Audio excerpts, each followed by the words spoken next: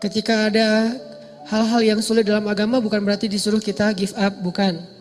Tapi disuruh kita untuk terus berusaha, jangan menyerah. Karena emang gak akan berhasil sekali, maksudnya kayak gitu. Kalau kalian pengen istiqomah sekali, gak akan berhasil. Coba lagi, gagal, ulangi lagi, terus saja. Sampai benar-benar sampai di level istiqomah.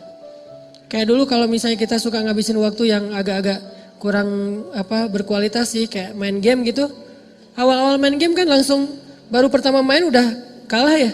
Terus nyoba lagi naik level kalah, nyoba lagi level 2 menang, level 3. Sampai akhirnya kita bisa tuntasin tuh game. Ini kenapa dalam urusan kayak gitu kita entertain, kita bisa begitu istiqomah, komitmen banget, kekeh gitu. Nah dalam agama, dalam kebaikan gak usah ngomongin istilah agama deh. Dalam kebaikan aja. Kalau kita bisa kekeh, kita bisa, pokoknya saya pengen banget jadi orang yang istiqomah dalam kebaikan-kebaikan. Maksud Allah, coba lagi. Gak berhasil, coba lagi. Gagal dikit, coba lagi. Melendoy, coba lagi. Terus aja coba. Ini istiqomah teman-teman. Sampai Nabi aja beruban. Artinya Nabi itu mikir banget pengen istiqomah. Kayak misalnya saya catat beberapa kebiasaan kita, kayak misalnya pas lagi reunian gitu ya, ketemu dengan muatan Tea. Kalau ketemu sama dia terus jadi pengen balikan gitu kan ya. Apalagi kalau pas ketemu tuh jadi kayak teringat, dia pakai baju yang dulu kita pas udahan dia pakai baju itu loh. Jadi kayak flashback, langsung balik lagi ke cerita-cerita dulu kita pernah jalan ke sini, dulu kita pernah seru-seruan, kita pernah gila-gilaan bareng, kita pernah apa segala macam gitu kan ya. Kayak hilang akal berdua, terus jalan kayak orang mabuk gitu di tengah jalan, tengah malam, terus teriak-teriak, terus marah-marah di bawah hujan gitu. Apa maunya kamu? Enggak, aku cuma pengen kamu. Udah rame gitu-gitu. Terus jadi kegoda nih pengen balikan. Nah istiqomah adalah pokoknya saya udah azam bertekad saya gak akan balikan kecuali dengan cara halal. Itu istiqomah tuh. Dia kayak ngasih harapan lagi gitu. Mulai akun lo apa sih, gue pengen ngefollow. Mulai ada cari-cari harapan, ngasih-ngasih harapan gitu. Mulai caper-caperan, mulai basa-basi lagi. Ada sinyal-sinyal pengen balikan. Tapi kita tahu dia gak mau serius. Arti serius dia gak pengen halal, cuman pengen seru-seruannya doang. Berarti istiqomah di sini adalah saya gak bakalan balikan kecuali dengan saya terima nikahnya kamu. Kamu ambil deh cincinnya, pakai Bruno Mars lah pokoknya. Marry you. Kalau lo pengen balikan, ya udah ambil cincin ini, kita nikah aja. Terus habis itu kita bisa seru-seruan, gila-gilaan habis nikah. Nah ini namanya istiqomah nih. Gak mau balikan kecuali dengan cara terhormat. Terus kayak lagi punya duit, ngelihat ada teman kita kayak bedah plastik gitu, apa bibirnya pengen disuntik, jadi lebih tebal misalnya kan ya, kan lebih keren, lebih seksi gitu. Gue berapa sih kalau mau pengen nebelin bibir? Oh cuman 7 juta. Wah gue ada nih uang hadiah ulang tahun gue dari nyokap misalnya 5 juta, terus dari ayahnya 5 juta, 10 juta nih. Bisa nih kayaknya gue suntik-suntik bibir biar lebih tebal gitu, kayak siapalah gitu, gak usah disebut namanya. Nah ini kan godaan ya, kita bisa tapi gak boleh, itu kan godaan banget tuh. Kalau pengen tapi gak bisa, ini gak terlalu ngegoda sih. Pengen dan mampu itu godaan banget tuh. Pengen tapi gak mampu, ya sabar aja. Gue sabar orangnya, kenapa? Gak bisa juga, gak mampu gitu. Tapi kalau bisa, mampu, kayaknya udah gak ada masalah, kita masih nahan, berarti istiqomah insya Allah. Jalan nih, duitnya sih nipis, tapi jalan bareng teman-teman. Lihat Onitsuka gitu kan ya, wah nih modelnya warnanya gua banget nih. Misalnya dia senang warna-warna tanah gitu, warnanya, oh ini coklat nih Onitsuka, terus lagi ngetren gitu kan, anak-anak SMA pada pakai, teman-teman sekelas pada pakai, semuanya Onitsuka, kecuali saya sendiri yang masih pakai apa gitu kan ya, yang lain pada Onitsuka pengen beli, tapi nggak ada cash, nggak cukup juga duitnya, harus nyicil, jangan deh tabung dulu sampai bisa beli tanpa harus nyicil misalnya. Ini orang istiqomah. Dia punya prinsip. Tapi prinsip itu berlaku untuk dirinya. Nggak dia paksain untuk orang lain. Karena ketika prinsip hanya dipaksakan kepada orang lain, dia tuh jadi orang yang nggak nyaman buat orang lain, udah nggak asik lagi. Kalau prinsip itu dia paksain buat dirinya, ke orang lain dia lebih kayak tadi tuh toleran, dia paham, mengerti pengertian ke orang lain, semua orang berproses. Itu dia tetap orang soleh dan asik. Orang jadi nggak asik tuh kan gara-gara memaksakan prinsip ke orang lain ya. Padahal dia sendiri juga belum kayak gitu. Nah, jangan maksain, tapi kita contohin, kita bikin itu sesuatu yang buat dia pengen, aku pengen lo kayak kamu, orangnya tuh gak kegoda walaupun di antara teman-teman yang pada misalnya lagi naik gunung gitu. Udah lama dia udah berhenti ngerokok nih. Pas kali-kalinya lagi pengen ke gunung, dingin, yang lain pada udah coba aja sebatang. Enggak lah, gue mah daripada ngerokok mending gue permen aja deh gitu misalnya. Ini istiqomah kan, dia udah komitmen gak bakalan ngerokok lagi karena kata dokter itu gak sehat untuk dia. Dia pernah sampai masuk rumah sakit gara-gara itu. Udah dia azam, dia bertekad gue berhenti ngerokok. Teman-temannya semuanya ngerokok, dia gak akan nyalahin orang lain. Kalau lain ngerokok enggak. Yang penting saya udah gak lagi sekarang. Soalnya dia mungkin pakai bahasa-bahasa yang lebih santai lah. Kata dokter udah gak boleh, soalnya gue ada kayak paru-paru gitu. Nah ini orang yang istiqomah tetap asik. Jangan sampai kita sok istiqomah gak asik pula. Istiqomah belum, gak asiknya ya. Kenapa? Karena kita juga belum punya prinsip hidup, tapi maksain orang tuh harus berprinsip. Ini gak enak banget nih. Toh Nabi aja kayak tadi tuh, beliau punya standar ideal banget, tapi ke orang lain gak pakai standar itu. Jadi Nabi itu punya dua standar loh, standar diri sama standar orang lain. Kalau standar diri sendiri, yang saya sering share, sholat qobliyah zuhur itu 4 rakaat, itu standarnya Nabi.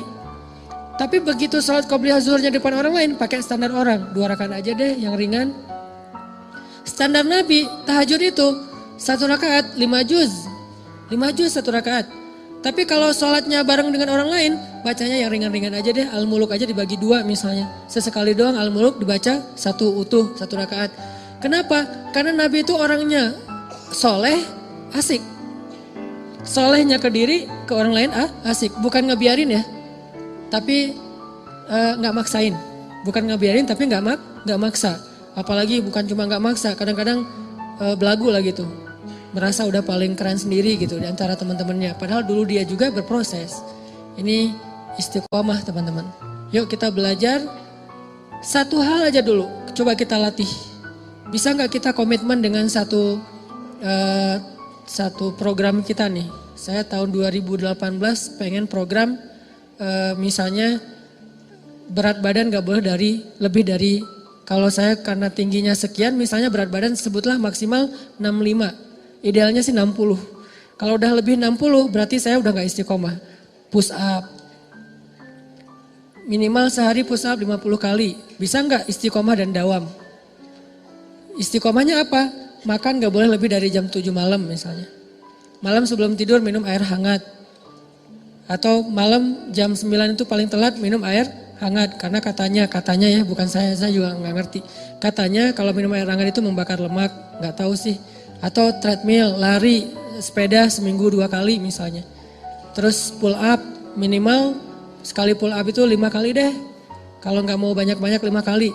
Latih terus. Nah dawam dan istiqomah dengan pantangan-pantangan. Dawamin programnya, istiqomah dengan pantangannya. Nggak boleh kebanyakan gula, nggak boleh kebanyakan soda. Mulai belajar minum kopi sedikit gula sampai minum kopi nggak pakai gula. Terus juga nggak pakai soda. Yang soda-soda mulai ditinggalkan. Terus lama-lama mulai dawamin air putih, makan makanan yang sehat, pola hidup, tidur yang cukup. Semua ini adalah istiqomah dan dawam. Satu hal aja, pokoknya saya pengen ikut sunnah yang kayaknya kece nih. Apa? Six pack. 2019 harus jadi nih badan. Terus latihan, nggak mungkin kan six pack tapi yang lain nggak kebentuk ya. Yang namanya six pack insya Allah kebentuklah semuanya, puncaknya di perut. Kalau nggak six pack minimal 3 lah. 3 juga udah cukup. Atau kalau nggak 3 juga minimal nggak offset lah. rata gitu ya nih. Bisa rata aja udah keren banget tuh. 2018 gue pengen rata. Mungkin badannya tuh gak sekeren Adi Rai, tapi minimal bisa dibilang otot gitu. Nah ini jalanin, dawamin programnya, istiqomahin pantangan-pantangannya. Satu hal aja. Kalau mau ngomongin hal-hal yang sifatnya sunnah tapi kece gitu. Kalau mau sunnah yang lebih bold dan gak usah diomongin ke orang lain, pokoknya 2018 gue pengen hafal 5 juz. Ini bold ya, bukan yang lebih entertain. Buat sendiri aja, pengen 5 juz. Gak usah diumum-umumin, gak usah posting 2018 5 juz. Ngapain diposting? Yang kayak gitu-gitu. Kalau yang mau diposting banyak main, banyak manfaat, gak apa-apa posting. Kan gak ada riak juga kan? Wah main riak, gak apa-apa kalau main riak mah ya. Tapi kalau saya posting banyak tilawah, banyak salawat, agak-agak gimana gitu. Karena saya ngerasa belum banyak tilawahnya. Masa saya tilawah misalnya sekali sejuz sehari, bilang banyak. Sementara guru saya, anggota dewan di Jakarta tuh sehari 10 juz. Dan itu dari sejak kelas 6 SD udah kayak gitu. Sehari 10 juz murojaah hafalannya. Berarti 3 hari khatam, 3 hari khatam. Beliau baru boleh bikin tagline banyak tilawah. Udah kita baru 1 juz gak usah bikin banyak tilawah. Udah aja yang realistis lah, banyak main tapi jangan banyak dosa. Karena kalau main riak gak masalah, gak akan menggugurkan pahala main ya. Ustaz, jangan riak tuh dengan main. Emang pahala gitu. Kalau niatnya untuk dakwah mungkin pahala, tapi setidaknya amanlah dibandingkan ibadah. Coba 2018 saya pengen 5 juz. 5 juz itu setahun, jangan dikejar sebulan, nggak bakalan jadi tuh. Kecuali kita benar-benar fokus tinggal di pesantren yang ngafal Quran, kayak nggak ngapa-ngapain. Kalau normalnya mah untuk kita lebih realistis setahun deh 5 juz. Mumpung saya masih 19 tahun nih. Target nikah 24 tahun, ada 6 tahun kan? 6 tahun, setahun 5 juz. Jadi tuh, akad nikah, Qul a'udzu birabbin nas. Wah gitu doang. Jangan lupa, ini ayat surat terakhir yang saya hafal dari Al-Baqarah maksudnya. Bukan Qul a'udzu birabbin nas baru mulai ya. Qul a'udzu birabbin nas itu udah selesai. Maharnya apa? Seperangkat alat sholat. Maharnya apa? 1 gelang, 1 cincin, 1 rumah, 1 mobil. Ditutup dengan surat An-Nas. Daripada ditutup dengan surat Al-Baqarah, Alif Lam Mim misalnya. Surat An-Nas. An-Nas setelah dia menghafal dari Al-Fatihah sampai Al-Falaq ditutup dengan An-Nas. Bisa tuh 6 tahun, setahun 5 juz dibagi. Dibagi per bulan, dibagi lagi per hari. Itu dawam. Jadinya sedikit banget enggak, Ustaz enggak keren ah. Keren kalau dawam. Kalau cuma sehari enggak keren emang.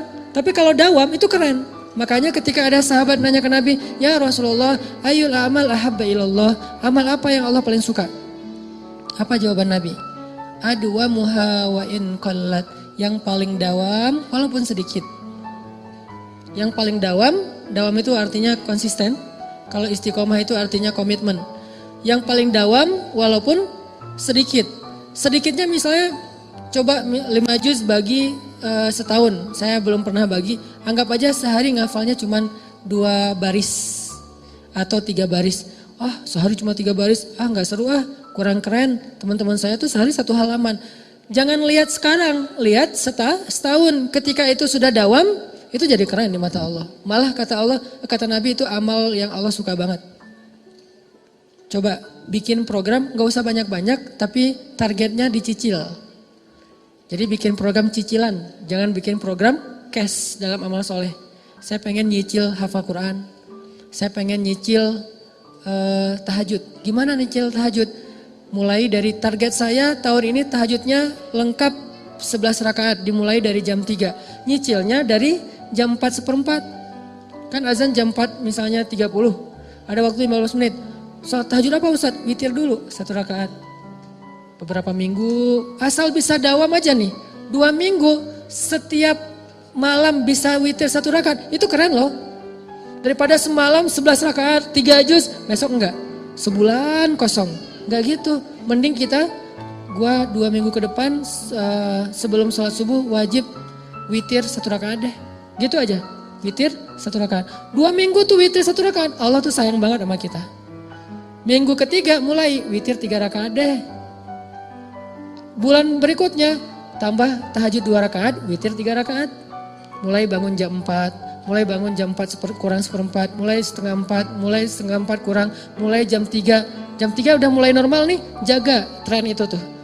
Kalau udah dijaga setahun, insya Allah itulah amal yang paling disukai Allah. Baru disebut ahli tahajud. Kalau belum, namanya bukan ahli tahajud, pernah tahajud. Pernah tahajud, pernah tilawah 1 juz ya, pernah puasa Senin Kamis, pernah sedekah, pernah doang. Pahala sih, cuman nanti di akhirat nggak digolongkan dalam golongan itu. Kan di akhirat itu ada golongan ya. Yauma idzi yasdurun nas ashtatan. Ashtatan itu artinya kelompok-kelompok. Masing-masing ada komunitas. Nanti di akhirat itu ada komunitas subuhan, ada komunitas tahajudian. Ada komunitas sedekah, ada komunitas kayak duha gitu. Nah, ada orang yang di komunitas mana aja dia ikut.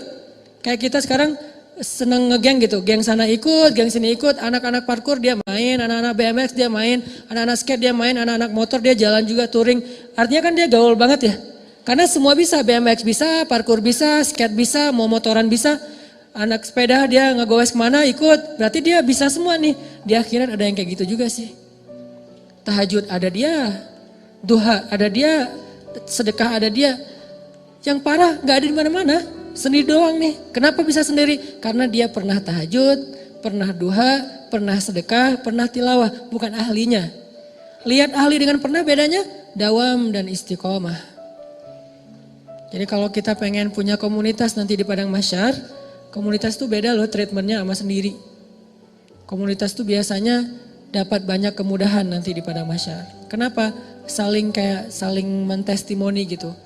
Ya udah kayak kita misalnya check in under group dengan sendiri. Kalau FIT kita jalan sendiri tuh harga tiket lebih mahal satu. Kalau beli tiket grup itu lebih murah. Kedua, pas check in bagasinya kalau sendiri overweight itu bakalan bayar per kilo kan. Kalau under group overweight satu disubsidi sama teman-teman yang kurang gitu kan. Nah itu logika sederhana di akhirat juga gitu. Kalau kita overweight dikit nanti udah deh ntar saya gantiin. Atau misalnya harga tiketnya kemahalan tuh masuk surga gak apa-apa kalau beli grup lebih murah. Emang kayak gitu kaidahnya, kaidah jamaah. Karena berjamaah itu lebih berkah. Nah gimana biar masuk komunitasnya? Jadilah ahlinya. Gak bakalan jadi ahli kalau cuman pernah. Walaupun pernahnya tuh, saya pernah tuh kayak saya. Pernah sholat tarawih semalam 10 apa 15 juz di Mesir. Pernah tapi nggak berulang, kapok. Sekali doang. Itu juga nggak sengaja diajak sama guru saya, Hanan yuk ikut tarawih. Imamnya bagus. Kan saya kayak imam hunter gitu kan, mencari-cari imam yang keren gitu, yang bacaannya bagus saya cari tuh. Enak soalnya. Dan saya pasti milih softnya di luar masjid. Walaupun yang terbaik di soft pertama, tapi untuk sholat sunnah saya pengen nyoba di luar, imamnya bagus dan soundnya di Mesir itu bagus-bagus tuh. Jadi kita kayak lagi nongkrong tapi ngedengerin sholat. Nah waktu itu imamnya emang bagus, tapi Al-Baqarah, Al-Imran, An-Nisa, Al-Maidah, Al-An'am, sampai At-Taubah, sampai Yunus. Masya Allah nih imam ngeri banget. Tahajud dari mulai habis Isya, selesainya gak sempat makan sahur. Antara 10 sampai 15 juz. Cuman sekali doang. Dan nyesel pula tuh.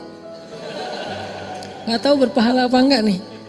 Nyeselnya kayak saya jadi pas saya baca cerita Abdullah bin Mas'ud yang sholat di belakang Nabi terus dia kayak nyesel gitu, saya kebayang karena saya juga pernah ngerasain kayak gitu. Sholat di belakang Nabi nih Abdullah bin Mas'ud. Pertama enak lama-lama loh kok lama banget nih nggak ruku-ruku. Lama-lama Abdullah mengatakan tahu gini saya nggak akan ikut dari awal. Dia ngebatin kayak gitu. Saya juga kayak gitu pas saat tahajud. Tahu gini saya nggak mau ikut sama Syekh. Pas pulang gimana Hanan? Besok lagi, aduh nggak enak badan Syekh. Nggak mau lagi seumur-umur. Sampai sekarang kalau dibawa lagi ke Mesir nggak mau saya. Kenapa? Nggak kuat bayangin tahajud dari Isya sampai menjelang sahur. Dan sahur di Mesir itu bukan imsak kayak kita. Sahurnya batasannya tuh azan subuh. Jadi udah deket azan subuh, kita pas habis witir, itu makan itu udah kayak orang lapar banget. Karena bentar lagi azan subuh. Saking full semalaman sholat.